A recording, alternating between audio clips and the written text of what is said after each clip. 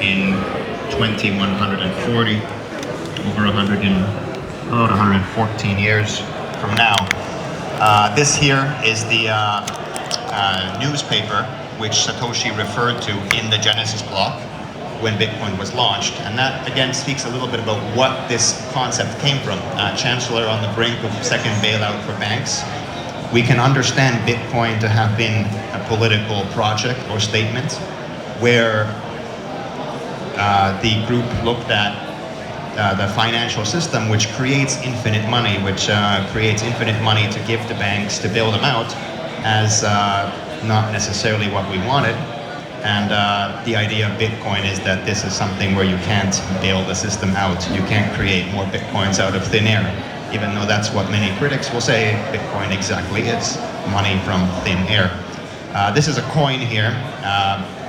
I mentioned my first book was a book about physical Bitcoins, physical coins. And we look at the symbolisms and imagery. This is an image of Satoshi because we don't know who Satoshi is. There's theories, good theories I would say, but we can't necessarily prove it conclusively at this point. And it makes for a very interesting modern legend or myth, something that we very rarely come across these days. So a little bit about how this took off. This started as a hobby. Bitcoins were worth nothing. It was a theoretical game played by a few nerds in basements, quite literally. I mean, look at that. That's a milk crate, and someone put GPUs or whatever those are. I think they're GPUs into the milk crate to mine Bitcoins because, you know, that's what you do. First, you could do it with a laptop. Then you needed a bit better technology, because there was more and more miners on the network. And that means more competition. That means that you had to provide more computing power in order to get the same amount of Bitcoin. So it's got harder and harder. Just like if you go to a gold field where there's gold everywhere and you're digging and you're picking it up with buckets, eventually you need shovels, eventually you need excavators, and then you're making deep mine shafts. And that's where we are today. We have massive global infrastructure. Where the price of Bitcoin mining is not only the hardware, which now is developed specifically for Bitcoin mining, but also the cost of electricity. A very large portion of the value of Bitcoin today can be understood as the value of electricity that it takes to mine it.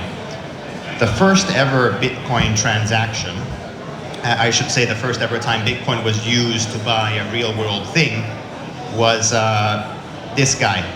This guy here bought these two pizzas for 10,000 Bitcoin. He was a miner. I think he had probably something like this.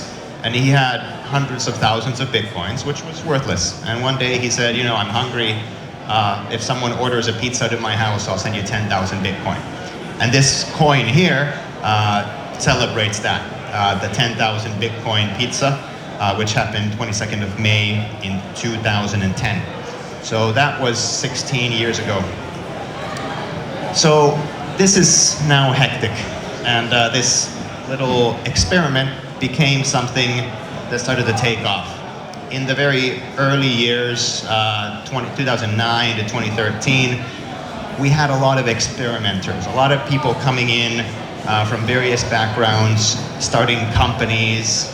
Actually, a lot of them got arrested at various points. Many of them served jail terms for, you know, everything you can imagine, right? Mainly tax evasion, money laundering, just not reporting the transactions properly. And in their defense, no one knew what to do. This was a new thing. Congress barely knew what to do. In 2013, they had a whole first hearing about Bitcoin in Congress, and that was the first time there was a reliable signal that Bitcoin isn't completely illegal. So it was really a law of the jungle, Wild West time. This is the time when the first exchange, at the time, at one point I think it had over 85% of all Bitcoin volume, Mt. Gox, collapsed.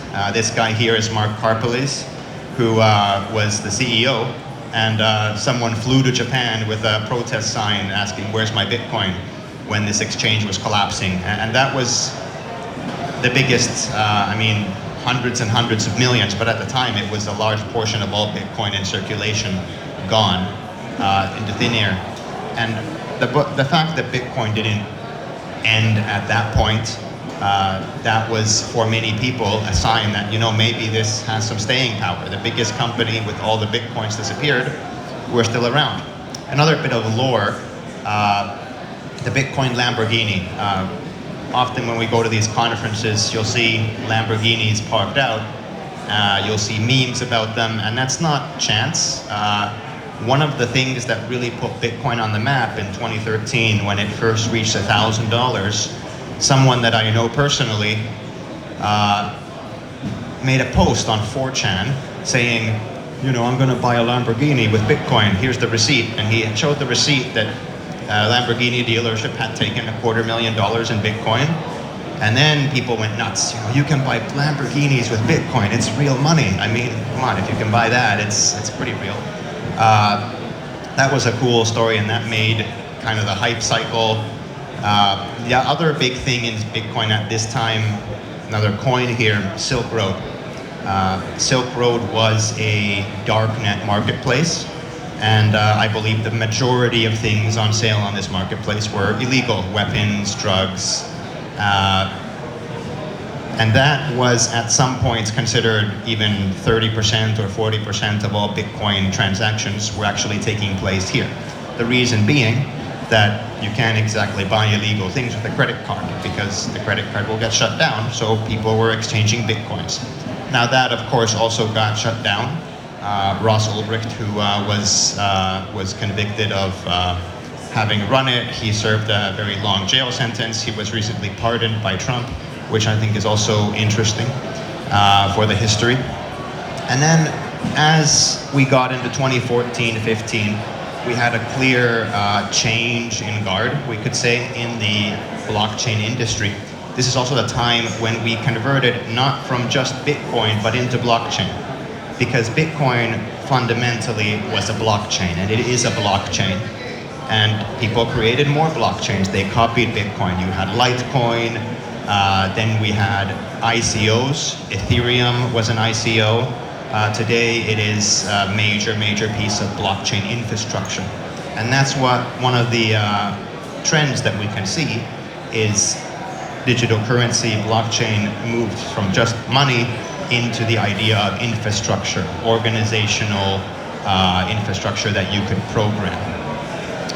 We had various characters there. We had the ICO boom. The ICO boom, the ICO, initial coin offering, was effectively an IPO, initial public offering, and it was a system or method by which companies tried to raise hundreds of millions of dollars by issuing tokens instead of shares. This meant they could potentially get investors from all around the world. They could access investors that wouldn't traditionally get into IPOs for various reasons, including investor protection laws. This allowed companies to raise huge amounts of money. Some of them got into trouble. I myself ran an ICO consulting company in 2017-18. We were advising companies with this. We had Dogecoin, which came out around this time, which is still around, literally a coin based on a picture of a dog. You can't get more silly than that, but it's worth tens of billions of dollars. But if we look at the quick list of things, timeline of happenings, we can understand that the 2010s were the time of the early blockchains. We had the early community forming.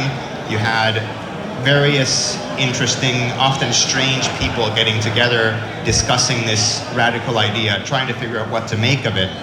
Even politically, it wasn't a clear thing. Many people associate Bitcoin as a libertarian project, but early on there were people that considered themselves communists even, that saw this as the answer to everything, as some people see with Bitcoin and blockchain.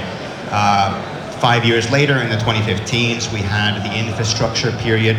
We had legitimacy come in. We had real venture funding, real money moving around, and the idea of applications, DApps, which then converted into decentralized finance, NFTs, non-fungible tokens, the monkey pictures we all know about that sold for $100,000 each. That also came with DAOs, decentralized autonomous organizations, which is part of my academic research at the University of Turku in Finland, where we're compiling lists of DAOs, what they do, and how they are able to organize at a grassroots level to even meet some of the UN development goals, which has been quite interesting. Unfortunately, most DAOs have not survived in this time, and they're out of the game. And then what we've seen recently is the regulatory and legacy integration, where large institutions are integrating blockchain, governments are regulating, creating their own systems, parallel systems, CBDCs, and we see that the system is ever expanding. And I've written quite a lot about that in my book as well, recommend it. If we just look quickly at the regulatory scene, in the last 4 years, we've seen huge development.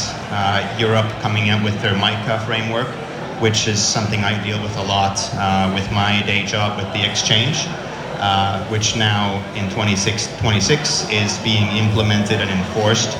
Very stringent, very high expectations where effectively exchanges function, or at least are expected to function close to the level of banks. And we see this development and this integration coming from every country, every continent, whether it's China, UAE, USA, Brazil, doesn't matter which country it's happening. Very simply, we can look at this blockchain movement as not just a currency, but as a toolkit that has enabled many different ways of acting and doing things in this globalized world. Another take on this is that all these things that used to require institutions fundamentally, whether identification, whether moving dollars between borders, whether creating financial organizations, whether investing in companies, whether even creating financial instruments that earn interest, even betting, those things need an institution of states of some type to function. And at least theoretically, we can question that. Now we can ask, do we really need these institutions, or do they play a different role? And what does that mean? What does that mean for the institutions that exist today? Because all these systems, there's a shadow side almost, a different element of it functioning on blockchain that allows things to function almost unofficially. But again, institutions are making their own. So this gets into my key research of blockchain law. How do you govern something that no one can control? Because that's the key of Bitcoin, being based on public key cryptography, that fundamentally no one can force changes in the chain. When in our traditional system, the government can move around money in a bank account based on court order. The government can do all kinds of things on the land that it controls. But when something exists on the blockchain, where is it? If there's a decentralized autonomous organization controlling $10 billion in various shares of different companies, who owns those shares? No one knows. And that's a very interesting question. And we've been there before with law, because as we've developed as a species, we've had new technologies. We've had sailboats where we can move between different lands. We can do stuff in the oceans where no one owns it. Then we got airplanes, we have space now. Who owns the asteroids? No one, well, we have ideas, but it hasn't been tested. And we're going into the similar space with the blockchain space. I think that's a very interesting question that might take a long time to work out. Now, if we look at this, where we are today, as I alluded to, there are two systems fundamentally in the blockchain space. We speak about blockchain and crypto as if it's one thing, but really we're seeing that it's split into two. There is the unofficial and the official. The unofficial is where it came from, and that has integrated with the official, but the marriage is not necessarily perfectly intertwined. These systems are in conflict. They are competing against each other. They are trying to check each other. And it seems that they're developing in unison. So we're going to see where the next 5 years takes us. I think that's one of the most exciting things to be looking at today. I think that's it for me, but if there's time for questions, I think I can take one or two.